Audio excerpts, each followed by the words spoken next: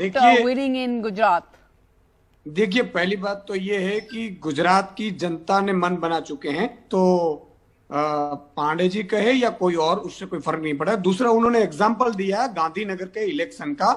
मैं उनको और सबको, आप सब जानते हैं, बड़े हैं, लेकिन मैं आपको बता दूं कि ये निकाय का चुनाव होते हैं, उनके अलग होते हैं। अब दिल्ली का देख लीजिए, दिल्ली में 70 में से 67 सीट असेंबली में अरविंद केजरीवाल जी ला कर आए थे, और जो एमसीडी थी वो भाजपा जीती थी। अब चंडीगढ़ का आप देख लीजिए, उससे पहले आप पंजाब के जो हमारे अभी इलेक्शन लास्ट ईयर हुए थे पंजाब में निकाय चुनाव, तो उनका फर्क है। दूसरा, बीजेपी को अब लोग क्यों चुनेंगे? और हम ये नहीं कह रहे हैं कि बीजेपी बुरी है या कांग्रेस बुरी है या क्या कर रहे हैं, उनको हम ये जनता को ये मैसेज दे रहे हैं। अभी देखो, 3 दिन पहले 11वीं बार एग्जाम का पेपर लीक हुआ। अब कोई भी बच्चा है, कोई भी अपना बच्चा है, वो पढ़ता है, तो उनकी पेरेंट्स को ये लग रहा है कि मेरा बच्चा कोई एग्जाम में पास हो जाए, कोई उसकी नौकरी लग जाए। बीजेपी की ताकत ही नहीं है वो एग्जाम ले सके। पूरे पेपर तो फूट रहे हैं। पेपर लीक होने के लिए से सारा one should vote out BJP. 1 second, let him finish and I'll come back to you.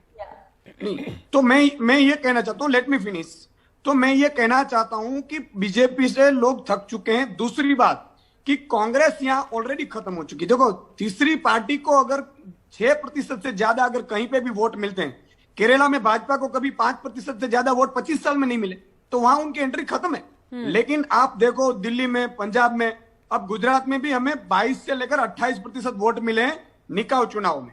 और जिस तरह से हमारा संगठन बन चुका है, 52,000 बूथ है यहाँ पे गुजरात में, उसमें 32,000 क्लियर हो चुके हैं। अभी भी हमारा संगठन है वो कांग्रेस से आगे बढ़ चुका है। ये बात अलग है कि भाजपा है वो यहाँ अपने सालों से, 27 साल से, तो पूरी मशीनरी ये सब कामें लग रहे हैं। लेकिन जनता जब तय करती है, तो आम आदमी अगर तय करता है, आम आदमी रास्ते पे आता है, एजुकेशन, हेल्थ अगर प्रश्न है, प्रॉब्लम्स है, तो आप मान लीजिए कि खास आदमी को घर पे बैठना है।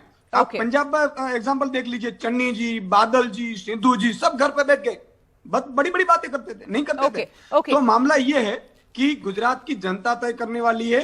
और आम आदमी पार्टी, आज माननीय अरविंद जी और भगवत मान जी आए, आप उनका तिरंगा यात्रा में जनसैलाब देख लीजिए।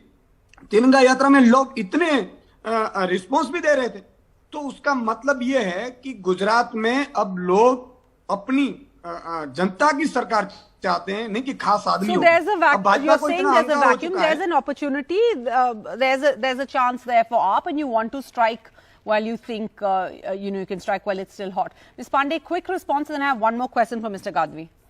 Okay, so I will go point by point. He spoke about the Janadhar and Jan Salab. You showed in your own bites that how people were paid money to get the crowd and come here. So that's point the number one. Controversy. I'm not.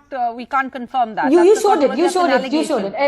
Anyway, second, Sara, I mean it's very important. एक second, मुझे बोल, आप बोल लिया, आप बोल लेते। Okay, Mr. Gadvi, just Punjab में आपने पंजाब का एग्जाम्पल दिया, तो let me just tell you कि गुजरात और पंजाब में बहुत डिफरेंसेस हैं। Demographically they are two different states.